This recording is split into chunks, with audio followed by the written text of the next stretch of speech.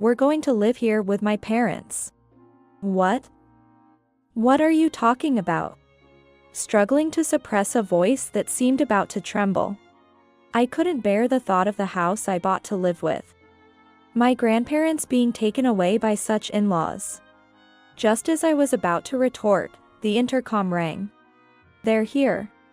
Tom, elated, heads to the entrance. And the ones he brought with him were the notorious in-laws. Why are you two here? Well, you heard from Tom, didn't you? My mother-in-law, Jane, said with a sneering smile. If you oppose us, it's divorce. Hearing those words, my head went completely blank with rage. I'll be damned if I sacrifice myself for such people. Then I'm leaving. Declaring so, I looked at my daughter. Then, Abby firmly grasped my hand. To protect her, I clasped her hand in return. And together, we headed to my parents' house. 2 weeks later, my phone was bombarded with relentless calls from Tom. I picked up the phone, thinking it had finally come. Help me. The calls from the bank won't stop.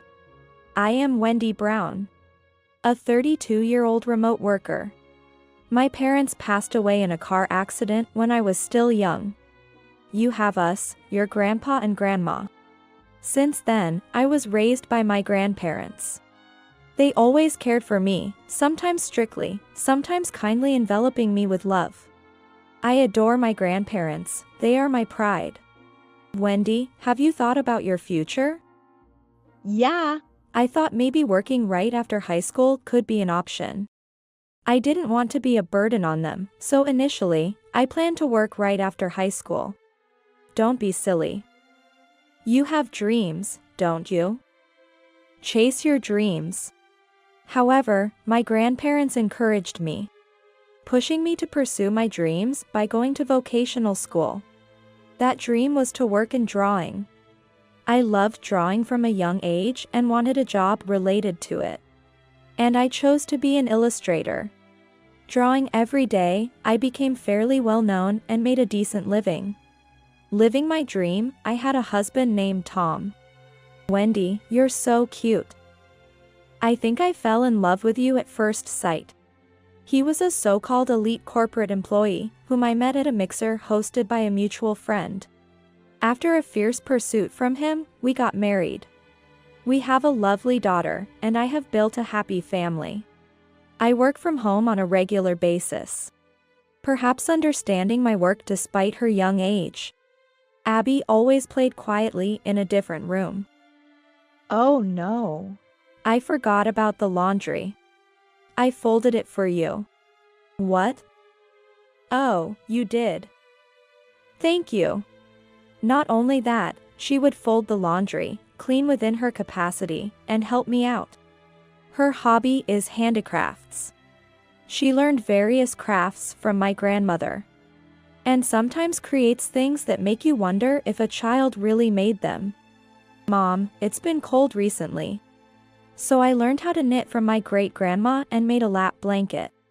Thank you, Abby. You're such a good girl. I'll use it when I work. Abby, showing her creations with a smile, is my solace. On the other hand, Tom's hobby is going out drinking. Sometimes he comes home in the morning. If only he would contact me, but Tom generally doesn't. I told you to contact me when you'll be late. Stop nagging. It's fine. Abby is waiting for you. Tom coming home late is not really the issue. If it were just me, I could wait no matter how late. And I could adjust my work so it doesn't interfere. I also respect the feeling of wanting to forget work stress with alcohol. However, dinner is something we should eat together. Abby waiting while her stomach growls is just too pitiful. For a housewife, you sure complain a lot to your husband. That's because I'm an illustrator, not a housewife, as I've been telling you. Tom doesn't understand my job. Even though I earn more than him. There's no way you can make money from drawing. Such is his outdated mindset. He doesn't listen to anything I say. He's convinced I'm just a housewife. Mom is working, you know. I love Mom's paintings. Tom fell silent for a moment after Abby, rubbing her sleepy eyes, spoke to him. Tom adores Abby. Honestly, if he cares that much, he should come home earlier. I love Dad, too. That's why I want us to eat together. Sorry. Tom apologized in a soft voice. When I suggested that he at least call, he firmly replied, "Understood." I hope this changes things. As I thought that, Abby took Tom's used plate to the kitchen. Thank you, Abby. I'll take care of the rest. You should go to bed now. Okay. But really, thank you. Abby, you're such a kind and good girl. Abby smiled shyly as I praised her. I felt a surge of affection for her, stroked her head, and told her to go to bed once more. The next day, while I was working, the incessant ringing of the doorbell interrupted me. Not again. I sighed, reluctantly got up, and went to the door. The doorbell kept ringing, filling me with annoyance. Sorry for the wait. You're a bit late, aren't you? You're a stay-at-home wife, you should open the door quickly. It was Tom's mother, Jane, at the door. As soon as I opened the door, she barged in, complaining, and plunked herself down on the living room sofa. What brings you here today, Jane? I heard it from Tom. You, a wife, dared to complain to your husband.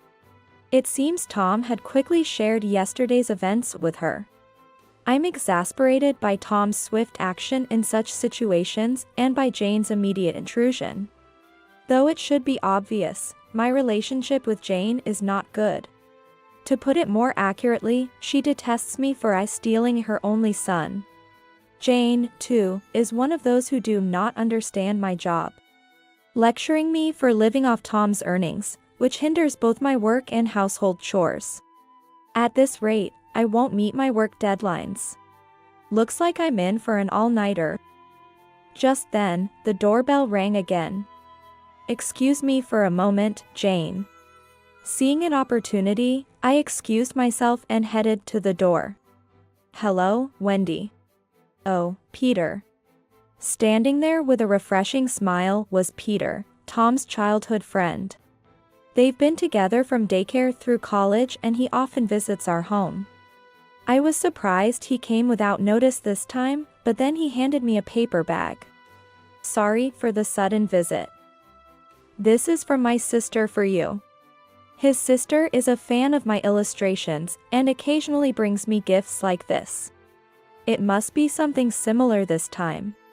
By the way, he works at a police station. Ma'am. Long time no see. Oh, yes, Peter. It's been a while. You look well. It seems Jane appeared and made eye contact with him. She smiled awkwardly in response to his cheerful greeting. For Jane, who always pretends to be nice, the presence of Peter, a sharp and observant police officer, seemed inconvenient. Wanting to avoid any slip-ups, she hastily left. Actually, I saw Jane heading this way. So, just in case, I came. Peter has seen through Jane's true nature. He spotted her heading to our house while on patrol and had a bad feeling. He had planned to bring a gift after work, but decided to pick it up and come over as if by chance. I really shouldn't be doing this during work. Anyway, I'll go back to patrol. Oh, my sister wants to entrust you with a job. Of course, I'd be happy to. With that, he saluted and quickly left. However, he stopped, turned back to me, and said, "Be careful with Tom's father, too." Yes, of course. Tom's father is diligent at his job and sometimes he even stops Jane. But to be frank, Tom's father is a lecher. Whenever we stayed at Tom's parents', there were several occasions when he would come to the bath area while I was there or peek at me nursing Abby when she was still a baby. Always pretending it was coincidental, but his ulterior motives were blatantly obvious. If anything happens, please tell me right away. If it's hard to talk to me, it's fine to speak to my sister. Thank you, Peter. He's so much more reliable than Tom could ever be. With these thoughts, I watched him leave for patrol. Despite the stress from Tom and his family, I find solace in Abby and dedicate myself to my work.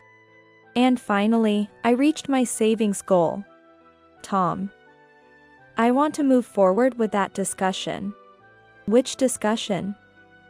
Oh, about the house? I had long wanted to buy a house to live with my grandparents, who are over 80 years old. Currently, we live in a condo near the company where Tom works. It's spacious enough for our small family of 3. But it would become cramped if my grandparents moved in. However, my family home is far from Tom's, making his commute lengthy. That's why I proposed to buy the house with my savings. True, it's worrying as they get older. I don't mind if it's coming from your money. Tom agreed with the idea. Now that I've reached my savings goal, I reported to Tom to get his consent. Then, I began searching for a new build-in between work. Tom. I found a great property. It's this one. Huh, looks good. Eventually, we bought a new house that met our criteria. Abby was excited to live with her great-grandparents. And I was thrilled about having my own workspace. On the day of the handover, this really is a nice house. What's this?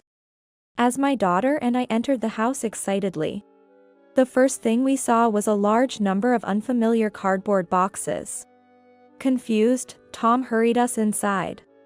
Oh, it's spacious and nice, isn't it? Wait, Tom. What's with all those boxes? Those belong to my parents. Tom, who had quickly started inspecting the house, replied when I asked.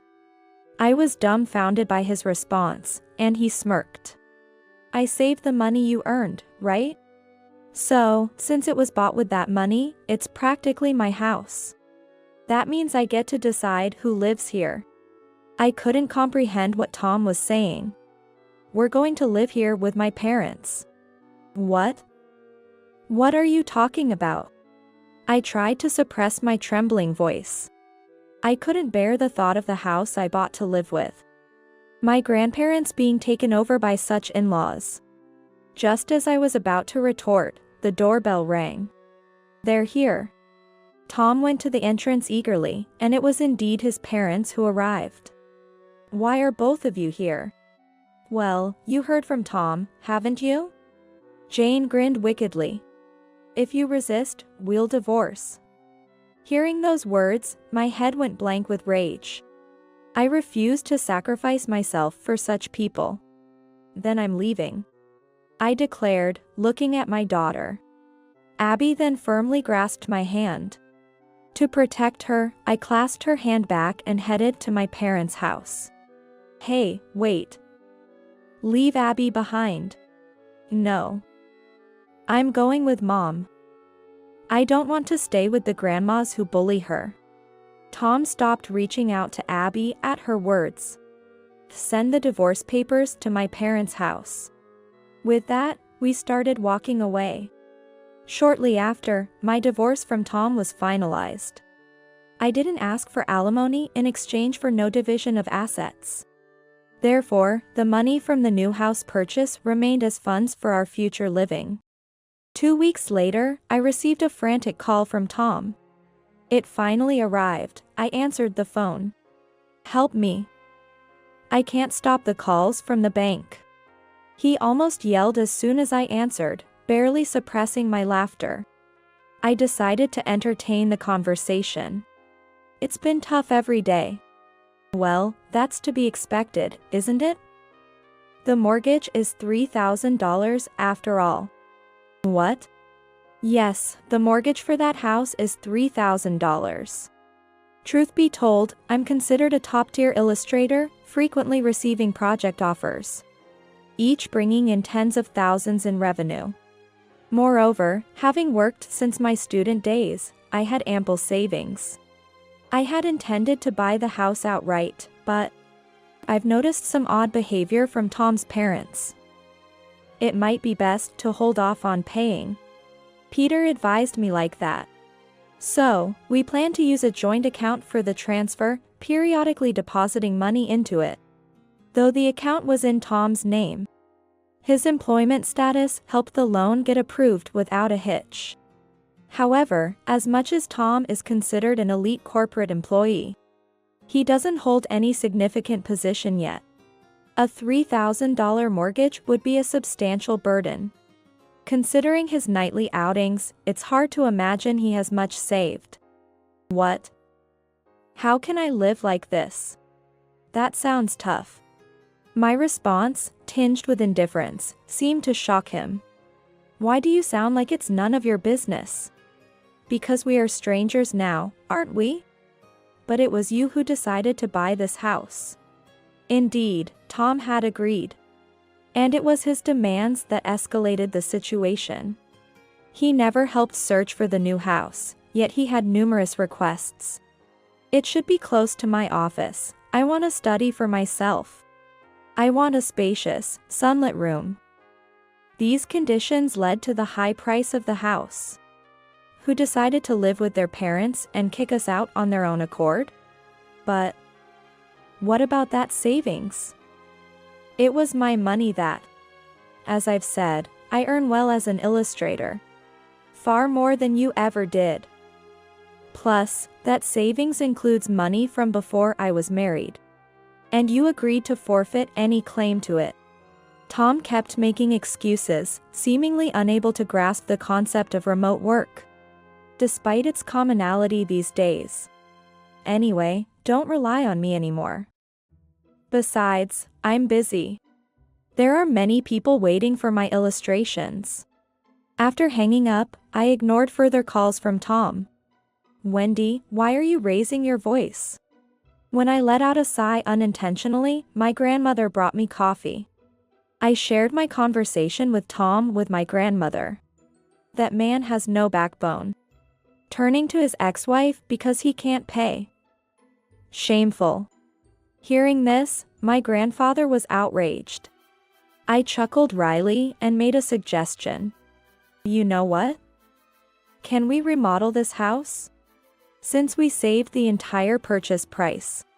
Sure, do as you like. Eventually, this house and land will be yours. Yes, make it comfortable for you and Abby. They agreed without hesitation, and I decided to use my savings for the renovation, transforming the familiar house into an even more comfortable home. I began to feel excited again, with Abby also looking amused. Sometime later, Peter contacted me. I heard about the divorce. Just wanted to make sure you're okay. After I recounted what had happened, Peter fell silent for a moment. So, you're free now? Yes, I guess. Could we meet in person? When would you be available? Agreeing to adjust my schedule, I arranged to meet Peter.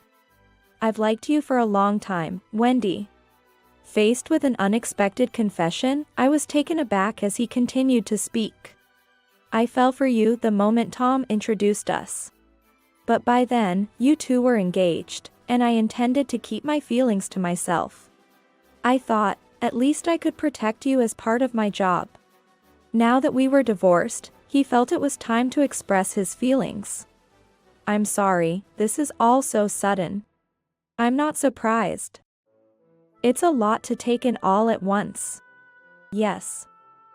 I have Abby to think about, so I can't just say yes. Please give me some time to think. Of course. We left it at that for the moment. Peter then took the initiative to seek my grandparents' approval to start courting me. Sweet words never said to me by Tom were now conveyed with a refreshing smile, causing me to blush. If you need anything, just let me know. Plus, I'm quite familiar with the area from patrolling. I can recommend some budget hotels. During the renovation of our family home, Peter was incredibly supportive. Above all, he understands my work. Unlike Jane, who used to interrupt. He quietly takes care of Abby when I'm working and helps my grandparents. Abby has grown fond of him too. Since moving back home, I've felt happier than ever before. Wendy. I've finally found you. Tom appeared out of nowhere. I'm usually at home due to work, and my grandparents have been good at turning him away. So I had let my guard down, thinking Tom couldn't reach me. I just can't do it without you. Ever since you left, it's been one misfortune after another. Tom began to ramble about his troubles unasked. Trying to ignore him and leave. Don't ignore me. He attempted to lash out at me. But his raised fist was stopped before it could reach me. Enough is enough. What? Peter. Why you? It was Peter who had grabbed Tom's arm. I was actually on my way to meet Peter when I ran into Tom. To think you'd raise a hand to a woman. I'm disappointed. Why are you even here, Peter? Don't come near her again. Peter forcefully sent Tom away. I was mesmerized by his protective stance. Thank you, Peter. I'm just glad you're safe. Peter smiled shyly at my words. I found myself drawn to him even more. After that, Peter and I started dating officially. I was able to truly smile from the bottom of my heart in those happy days with him. It wasn't long before Tom tried to contact me again, and soon after, I received a call from Jane, reminding me of something I had completely forgotten amidst the recent chaos. You useless daughter-in-law. Stop sulking and come back to help Tom. What are you talking about? I'm not your daughter-in-law anymore. But thanks to you, I remembered I could sue you for emotional distress. What? I had recorded all the verbal abuse from Jane, following Peter's advice. I had forgotten that I planned to demand compensation from her. So, I'll be making that claim now. Wait a minute. Ignoring her protests, I hung up and went to the lawyer with my evidence. I successfully obtained compensation. Around that time, Peter and I got engaged, and the three of us, including Abby, went out for a meal. Wendy. Abby. Our peaceful family time was once again interrupted by Tom. Holding Abby close, Peter stood in front of us, shielding us from Tom's confusion. She's engaged to me now. If you try anything, I won't forgive you. Peter, with Wendy? That can't be true, right? It's not a lie. I've chosen him, so there will never be a reconciliation between us. Tom was clearly shaken by our words. Then, Abby stepped towards Tom. Abby, you're on Daddy's side, right? You want to live with Daddy, don't you? No. I don't like Dad because you were mean to Mom. I know Mom is working even if I'm just a kid, but Dad said it was just playtime. But my new dad doesn't interrupt Mom's work and takes good care of me too. So, I like my new dad better. Tom crumbled at Abby's words. Rejected by his beloved daughter, it seems Tom's spirit was finally broken. Ignoring him, we walked away. By the time we finished our meal and returned, he was gone, likely having given up. A few days later, the renovation was completed, and Peter and I began living together. The house looked magnificent, filling our hearts with joy. Seeing my grandparents and Abby smiling and laughing made me truly happy. Mom, I made a picture with beads. Can we hang it up? Yes, of course. Abby is really skillful. I'm too clumsy to make something like that. Abby beamed proudly at Peter's compliment, making us all smile. Meanwhile, Tom was reportedly facing a difficult time. After being rejected by me and Abby, Tom began making continuous mistakes at work. Eventually, he made an irreparable error and was fired, as my friend informed us.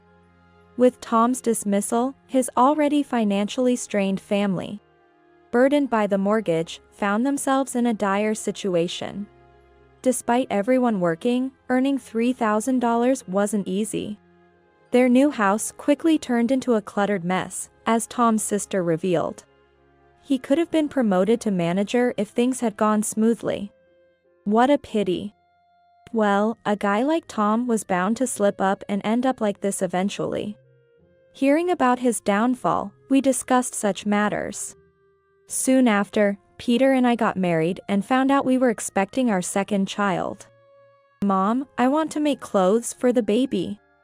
Making clothes might be a bit difficult for you, Abby. How about we make a bib together? Yes. Abby eagerly took up crafting. Peter watched her lovingly as she worked. I feel so happy.